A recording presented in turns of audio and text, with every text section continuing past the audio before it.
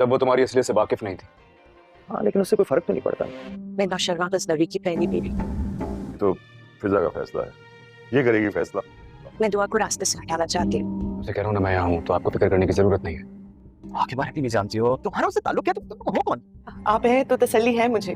और मैं जानती हूँ कि ये काम तुम बासानी कर सकते हो।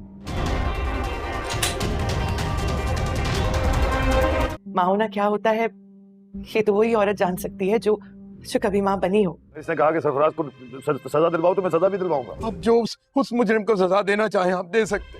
शाह से ज्यादा शाह के वफादार हैं आप। ठीक है भाई, फिक्र रहेगी मिजना की मुझे, मैं माँ हूँ ना। सच तो ये है कि हिस्से में तो मेरे पहले आई। फाइनली सरफराज का पोल खुल चुका है और सरफराज की असलियत सबके सामने आ गई है, लेकिन सरफराज अभी भी सुधरने वाला नहीं है। वो अभी भी अपनी रविश पर कायम रहेगा। दूसरी जानिब हम ये देखेंगे कि कशमाला कराची आ जाएगी और कराची आने के बाद उसकी नई चालें शुरू हो जाएंगी। कराची आना दरअसल बच्ची के इलाज का मकसद तो कम है, लेकिन उससे कहीं ज़्यादा नौशेरवान के करीब होना और दुआ को रास्ते से हटाना है। कराची आने के बाद कशमाला सरफराज से रब्ता करेगी और यही कहेगी कि मैं चाहती हूँ कि दुआ को तुम किसी तरह रास्ते से हटा दो और ये काम तुम ही बेहतर तरीके से कर सकते हो। सरफराज को हैरानी होगी कि आखिर तुम हो कौन जो दुआ को भी जानती हो और मुझे तुमने बुलाया है, आखिर कौन हो। वो बहुत परेशान होगा तो कशमाला खुद से बता देगी कि मैं नौशेरवान गजनवी की पहली बीवी हूँ। ये सुनकर सरफराज को हैरत होगी, लेकिन सरफराज क्योंकि एक लालची शख्स है इसलिए वो इस बात पे भी राजी हो जाएगा, क्योंकि इस काम के एवज कशमाला उसे बहुत बड़ी रकम देने की ऑफर भी करेगी।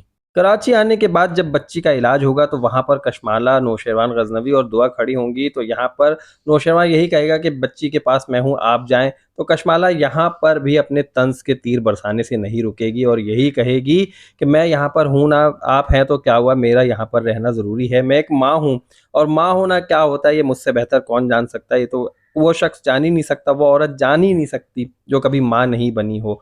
और ये अल्फाज उसने सीधा सीधा दुआ के लिए कहे हैं, जो कि दुआ ने भी महसूस कर लिया होगा। सरफराज के वालिद साहब और उसकी वालदा पहुंचेंगे फिजा के घर, क्योंकि इतने बड़े हादसे के बाद वो माफ़ी ज़रूर मांगेंगे। वो एक इज़्ज़तदार शख्स हैं, गो कि उनकी वालदा बिल्कुल भी नहीं चाहती कि किसी तरह कोई माफ़ी तलाफ़ी हो, लेकिन फिर भी जब उनके वालिद साहब पहुँच जाएंगे तो वहाँ पर जब वो फिज़ा के वालिद साहब से बात कर रहे होंगे कि भाई जो भी सज़ा देना चाहें दीजिए, मैं आपके साथ हूँ, मैं उसकी हिमायत करूँगा।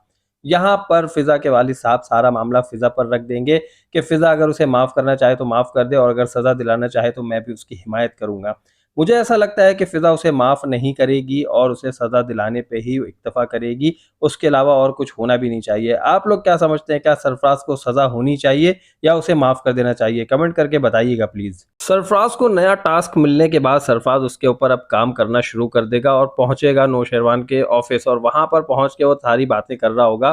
तो यहाँ पर जाफ़र बीच में कुछ कहना शुरू करेगा तो उसके ऊपर सरफराज यही कहेगा कि वाह भाई, यहाँ पर तो शाह से ज़्यादा शाह के वफ़ादार हैं। और उसके बाद फिर वो नौशेरवान गजनवी से बातों में मसरूफ़ हो जाएगा और सरफराज को यही कहा जाएगा, नौशेरवान गजनवी यही कहेगा कि उस वक्त तक जब तक तुम्हारे उससे राब्ते थे, दुआ तुम्हारी असलियत से नावाकिफ़ थी, उसे पता ही नहीं था कि तुम अंदर से कितने बड़ी दरिंदे हो, तुम क्या भला हो। वो तो एक मासूम सी लड़की थी। वो कहेगा ठीक है बात जो भी हो, लेकिन वो फ़िलहाल आई तो मेरे हिस्से में पहले थी ना।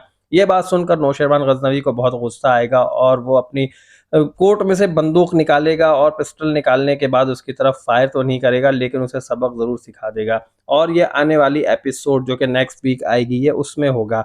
आने वाली एपिसोड में और क्या होगा इसकी एक डिटेल वीडियो मैं बहुत जल्द अपलोड करने वाला हूँ और बहुत ही इंटरेस्टिंग वीडियो होगी, वो वीडियो देखना मत भूलिएगा।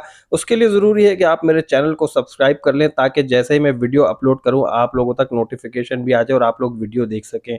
तो प्लीज़ चैनल को सब्सक्राइब कीजिए और नेक्स्ट वीडियो तक के लिए मुझे इजाज़त दीजिए। अपना बहुत ख्याल रखिएगा। अल्लाह हाफिज़।